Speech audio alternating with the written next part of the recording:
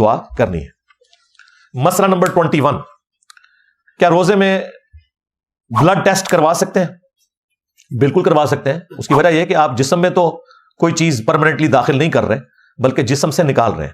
وہ سرنج کے ذریعے، وہ کوئی کھانے کی چیز نہیں ہوتی، سرنج داخل کر کے اس سے خون نکالا جاتا ہے، لہٰذا یہ بالکل درست ہے۔ اور اس کی اصل وہ حدیث ہے بخاری اور مسلم میں کہ نبی علیہ السلام نے احرام کی حالت میں بھی اور روزے کی حالت میں بھی ہجامہ کروایا، کپنگ کروائی ہے، اور کپنگ میں خون نکالا جاتا ہے۔ بخاری اور مسلم میں ایک اور حدیث ہے کہ عبداللہ ابن عمر جو ہیں وہ شروع میں تو کپنگ کروایا کرتے تھے روزے کی حالت میں، لیکن بعد میں پھر وہ رات کے وقت کپنگ کرواتے تھے اور چھوڑ دیا تھا۔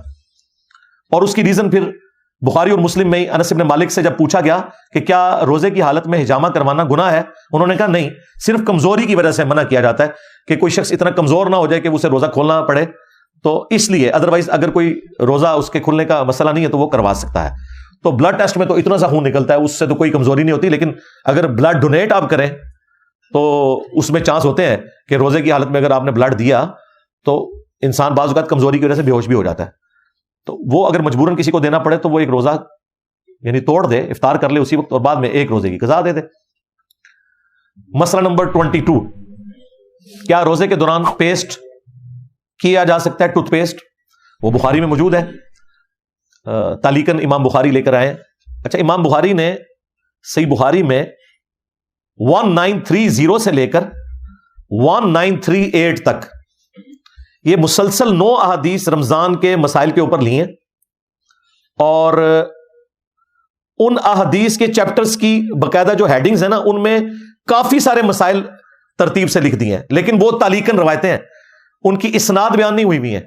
ان کی اسناد جو ہے وہ المصنف ابن ابی شیبہ کے اندر موجود ہے۔ ان میں سے ایک یہ بھی ہے کہ ایک صحابی کہتے ہیں کہ میں نے نبی علیہ السلام کو روزے کی حالت میں اتنی دفعہ مسواک کرتے ہوئے دیکھا ہے کہ میں اسے شمار بھی نہیں کر سکتا۔ یعنی روزے کی حالت میں بھی کوئی شخص مسواک کر سکتا ہے، اور ظاہر ہے مسواک کا بھی اپنا ذائقہ ہوتا ہے، یہ نہیں ہے کہ مسواک کا ذائقہ نہیں ہوتا، تو ٹوتھ برش بھی آپ کر سکتے ہیں، اس سے روزہ نہیں ٹوٹے گا۔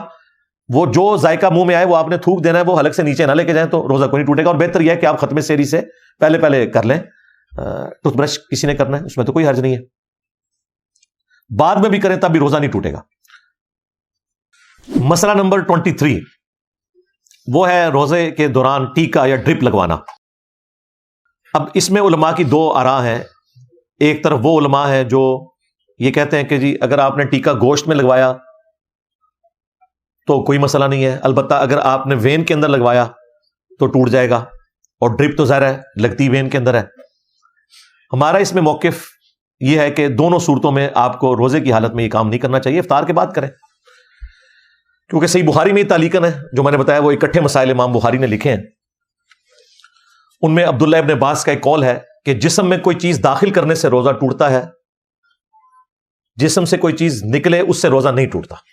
تو اس میں دیکھیں کتنے مسائل ثابت ہو گئے کہ خون نکلنے سے روزہ نہیں ٹوٹے گا، آنسوؤں سے نہیں ٹوٹے گا، اسی طریقے سے جسم میں کوئی چیز داخل کی، خواہ وہ کھا کے داخل کی یا اس طریقے سے جسم میں، اب دیکھیں جون جولائی کے روزوں میں اگر کوئی شخص ڈرپ لگوا لے تو اسے پیاس نہیں لگے گی، ظاہر ہے وہ پانی کی کمی تو خود بخود پوری ہو جائے گی۔ لہٰذا جو وین والا مسئلہ ہے وہ تو کلیئر ہے کہ اس میں تو روزہ ٹوٹ گیا۔ اب رہ گیا گوشت میں ٹیکا لگوانا، تو اس میں بھی احتیاط والا پہلو یہی ہے کہ آپ کو ٹیکا اس دوران لگوانے کی ضرورت نہیں، اور اگر مرض اتنا بڑھ گیا آپ کو ٹیکا لگوانا پڑ گیا تو ٹھیک ہے، وہ تو مریض تو ویسے ہی روزہ چھوڑ سکتا ہے، بعد میں روزہ رکھ لے۔ بہتر یہ ہے کہ آپ اس روزے کو پھر افطار ہی کر لیں اور اس کی جگہ ایک روزے کی قضا بعد میں دے لیں۔ مسئلہ نمبر 24، کیا روزے کے دوران ہجامہ یعنی کپنگ کروائی جا سکتی ہے؟ تو وہ ہم پہلے ڈسکس کر چکا بلڈ ٹیسٹ والے کیس میں کہ بخاری مسلم میں ہے کہ نبی علیہ السلام نے کپنگ کروائی ہے، لیکن عبداللہ ابن عمر بعد میں دن کے وقت نہیں کرواتے تھے، رات کو کرواتے تھے، وہ بھی بخاری مسلم میں آیا، اور صحیح بخاری میں یہاں تک آیا جب انس ابن مالک سے پوچھا گیا تو انہوں نے کہا کمزوری کی وجہ سے ایسا ہے کہ آپ دن کے وقت کپنگ نہ کروائیں، کہیں بلڈ نکلنے سے کمزوری نہ ہو جائے، روزہ افطار کرنا پڑ جائے، ادروائز گناہ کوئی نہیں ہے اس میں۔ 25 نمبر مسئلہ، روزے کے دوران انہیلر کا استعمال کرنا۔ جو عموماً جن لوگوں کو سانس کی تکلیف ہوتی ہے نا تو وہ انہیلر یوز کرتے ہیں۔ اب ظاہر ہے اگر اس کی عام اجازت دی جائے تو پھر تو یہ سگریٹ پینے والے بھی سوٹے لگائیں گے اپنے، تو انہیلر میں ظاہر دوائی بھی اندر جا رہی ہے، حلق سے نیچے ہی اتر رہی ہے، صرف آکسیجن والا معاملہ نہیں ہوتا. اس میں اگر کوئی پرماننٹلی کوئی مریض ہے جسے روزانہ یوز کرنا پڑتا ہے, اس کے لیے تو کوئی اجتہاداً کوئی گنجائش نکالی جا سکتی ہے. باقی کبھی کبھار اگر کسی کو ایسا مسئلہ ہوتا ہے تو ٹھیک ہے, وہ پھر ایک روزے کی قضا دے لے. اور اگر پھر بھی وہ روزہ کنٹینیو کرنا چاہتا ہے, وہ یہ سمجھتا ہے کہ انہیلر سے روزہ نہیں ٹوٹتا, تو ایٹ لیسٹ جس روزے میں وہ انہیلر کو یوز کرے, ایک روزے کے ایکویلنٹ فدیہ, ایک وقت کے مسکین کا کھانا ضرور دے لے, تاکہ قیامت والے دن اگر اس میں کوئی پکڑ ہو تو آپ کے پاس چھوٹنے کی راہ موجود ہو. ادروائز جو آپ انہیل کر رہے ہیں ظاہر ہے وہ تو حلق سے پھر نیچے دوائی بھی آپ لے کے جا رہے ہیں, تو کوشش کریں کہ یہاں تک نوبت نہ آئے. اور باقی اگر کسی کے ساتھ مرض والا ایشو ہے تو وہ تو ویسے روزہ چھوڑ بھی سکتا ہے. اگر پرماننٹلی کوئی مریض ہے تو وہ تو فدیہ ہی دے, روزہ چھوڑ بھی سکتا ہے, جس طرح کے شوگر کے مریض ہیں. مسئلہ